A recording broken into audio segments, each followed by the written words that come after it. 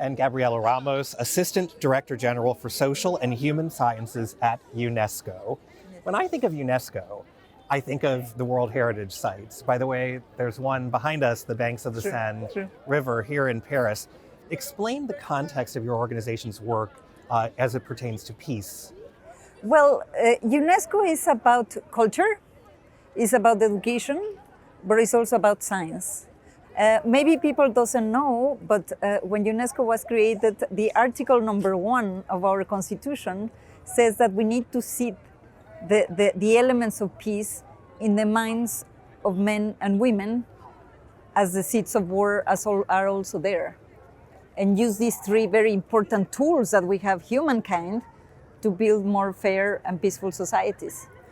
And so of those 3 tent poles, education, culture, science, obviously education has been in some peril over the past few years as school kids hit crises like conflicts in certain areas, climate disasters. But you say science is under siege to some extent as well. How so? Well, it only takes, Tony, to take a look at the increase of mounting populism. Populists that neglect science when it doesn't fit their purposes.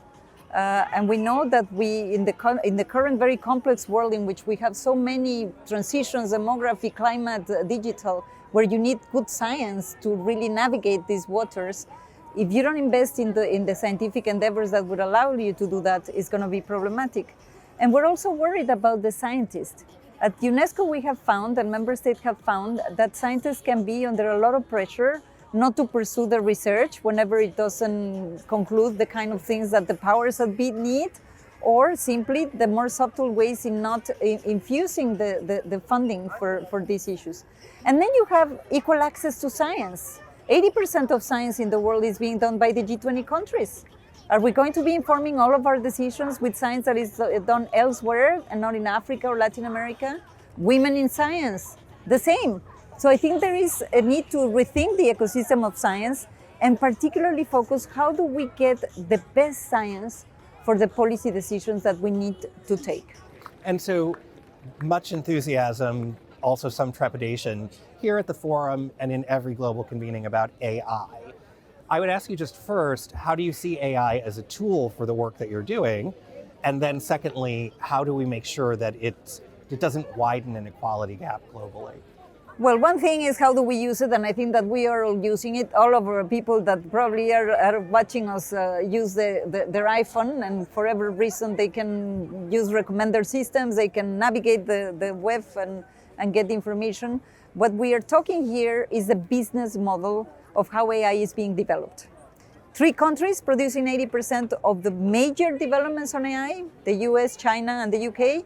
According to the Stanford study, even the US can make 9 times that what China makes and 19 times what the UK makes. And therefore, we're talking about a very concentrated business model because you need capital, you need skills, you need infrastructure. And therefore, here the question is not how much AI can threaten us, because we have had this conversation about safety, which is important after the emergence of generative AI, but how do we avoid that this technological disruption is just widening the inequalities?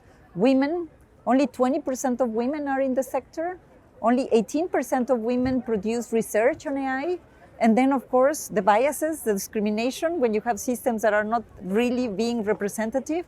So there are a lot of elements that we need to tackle to ensure that these technologies deliver for good. And at UNESCO, we have framed it in an international standard that we developed with 194 countries to say it needs to be ethical.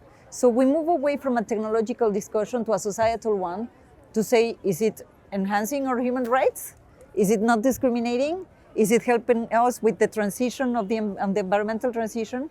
And if the answer is no, we need to invest to change it, because AI is amazing. It's a promising tool.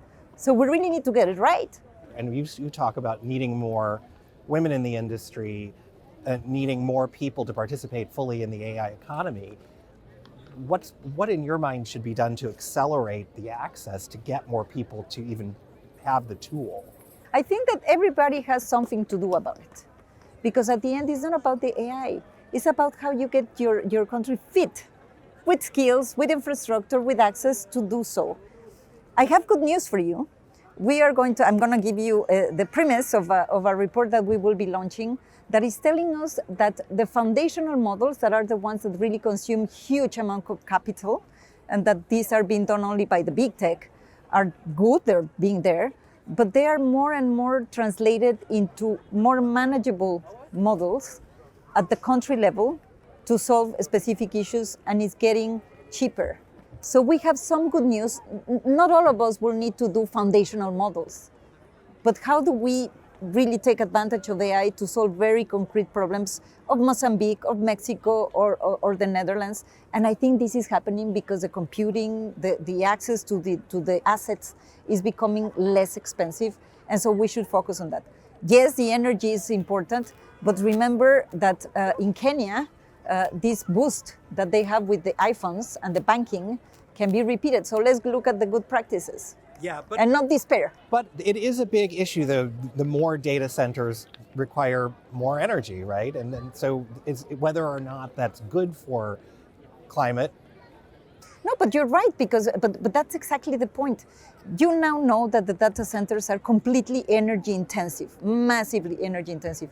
Do we need data centers in every single country of the world? No. I was in the Latin American roundtable that we put together for the ethics of AI.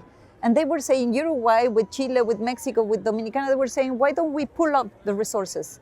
How do we build these capacities together to reduce impact on the environment, but also to allow every one of us to use the technologies for the purposes that we need? So I think that there are ways of doing it. And the message probably to your audience is that there is no one size fits all. And we should not take the revolution or the disruption as it comes, because we have the agency to decide how do we want to shape it. And we have the tools. So let's just do it. Gabriela Ramos, thanks so much for dropping by. Thank you so much, Tony. Thank you.